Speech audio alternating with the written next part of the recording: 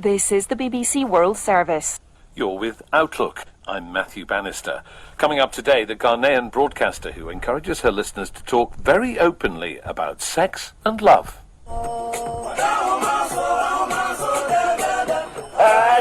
FM 106.3. I'm just in the mood once again. And you may have betray me. And let me go back to what they be. I'm in some shots, More stories of sex and love. Now, if you're having problems with your relationship and you live in Ghana, you can always call up Akumaa Mama Zimbi. Her real name is Dr. Joyce Akumaa Dongotey-Padi. She's a radio and TV presenter, an agony aunt, a self-styled sex and relationships expert, a philanthropist, and the director of her own charity, the Mama Zimbi Foundation. On the line from Accra, she told me more about her controversial radio show.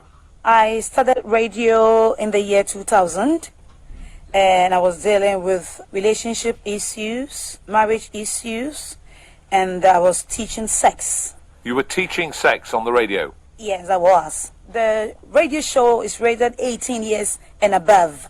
So you have people in a relationship that will lead into marriage, and you have other people also wanting to learn more to enjoy their marriage. Are people happy to share the intimate details of their sex lives on the TV and the radio? No.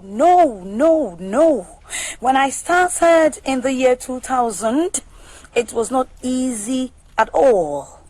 And the year 2000, when I started educating people on sex, both radio and TV, they were asking, who is this?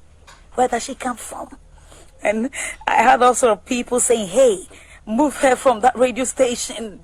So have you got quite a lot of satisfied customers? Have you had people who give you feedback that you've much improved their marriages? A lot of people. Now, one of the issues that arose from callers to your radio show was the issue of women who've been widowed. Widows in Ghana, if you're a widow, some traditions, she's not allowed to enjoy the husband's property, and the children are denied education.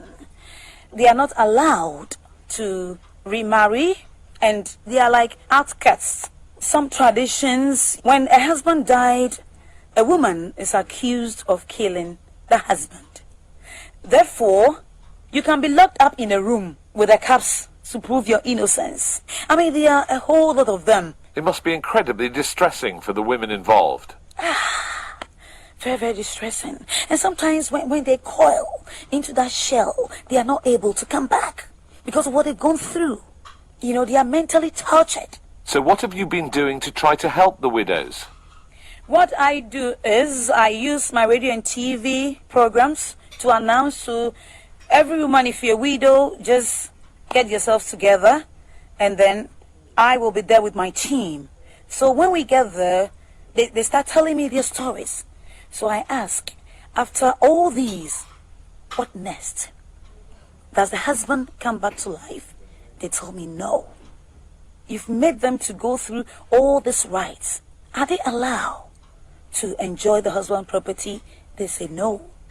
So then why? Why, please? Now, when your husband is dead, that's not end of the road. So we educate them and give them the tools. Like we have widows who are into beads, who do food vendors, they are selling water. So we give them money in groups to rotate among themselves. So now they're empowered. How many people have you helped in this way so far? A lot of widows, though. It's over 2,000 widows. My goodness, that must give you a lot of satisfaction when you help someone like that. Oh, yeah. I'm satisfied.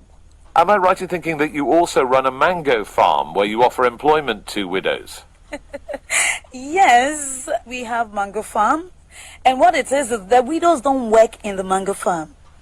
They come in to buy, and then they go to sell. They all come happily singing, dancing, and we all plug their mangoes, and then they also buy some to go and sell. Is there opposition to your work from traditional spiritual leaders, for example? Yes, I've got a lot of them.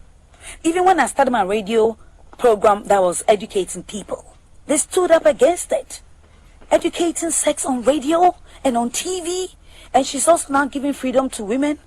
They were not happy, but thank God, some pastors some traditional leaders have come to realize that yes, we need to be educated. Our weird widowhood practices need to be reformed. So it's working now.